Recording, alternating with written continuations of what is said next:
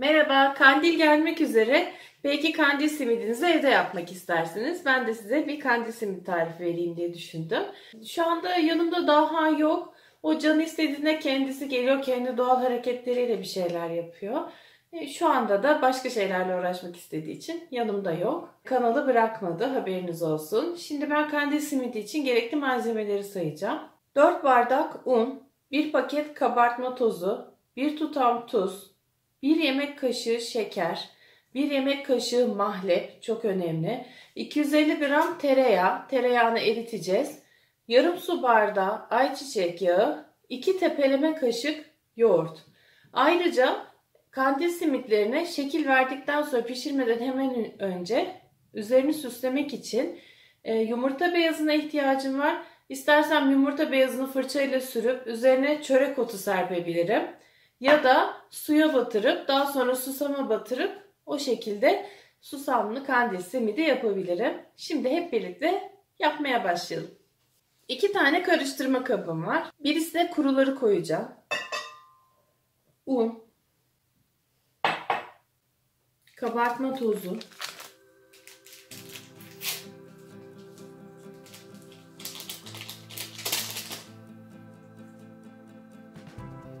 şeker, 1 tutam tuz, mahlep. Mahlep çok önemli.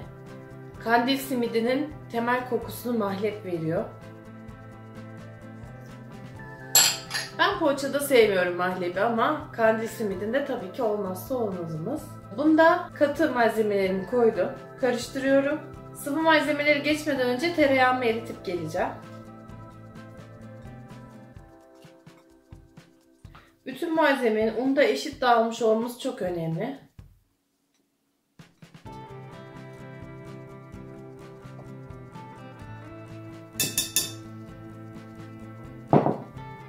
Şimdi hemen tereyağımı eritip bunun içine koyup getireceğim.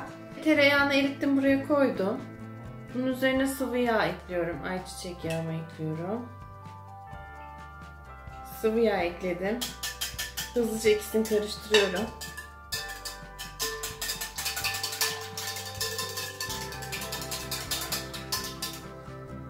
Yoğurdu ekliyorum.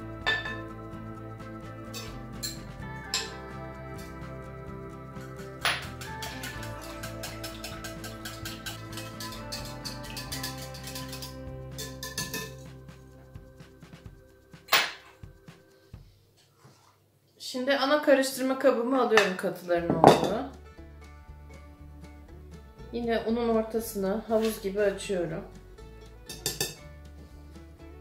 Havuzun içerisine sıvı karışımları döküyorum.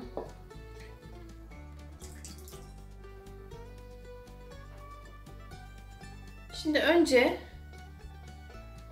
bunu biraz spatula ile karıştırıyorum. Önce elimle karıştırmıyorum. Yavaş yavaş merkezden dışa doğru karıştırıyorum.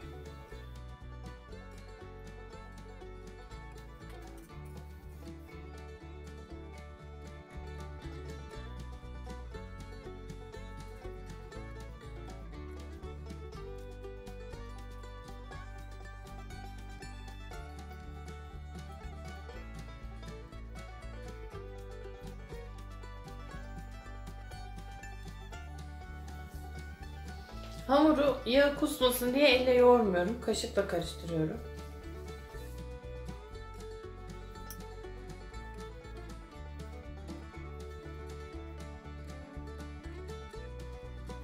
Şimdi hamuru streç filmle kaplayıp buzdolabında 10 dakika dinlendireceğim. Neden buzdolabında dinlendiriyorum? Kabartma tozlu hamur olduğu için.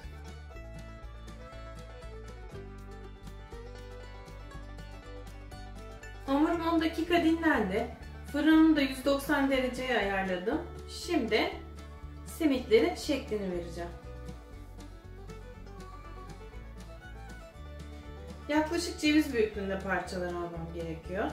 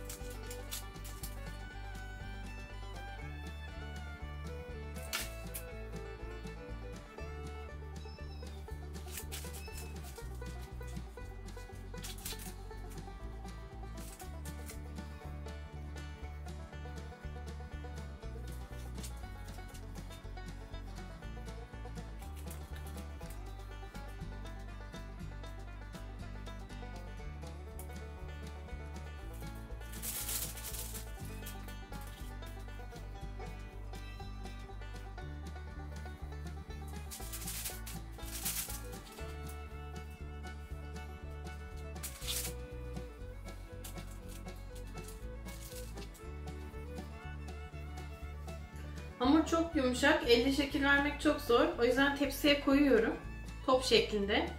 Ortasına parmağımı sokuyorum. Şöyle biraz döndüre döndüre ortasını açıyorum. Çok kolay bir yöntem. Daha standart oluyor.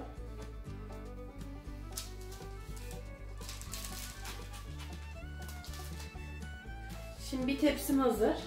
Üzerine yumurta beyazı sürüp çörek otu serperek yapacağım.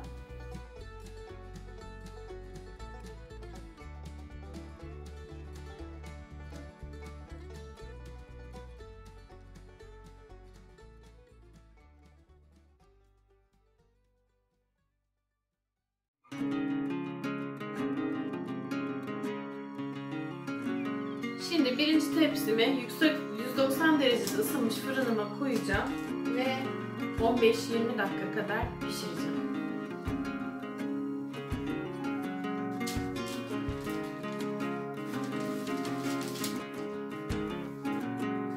Suya, susama, ardından ters çevirerek tepsiye koyuyorum.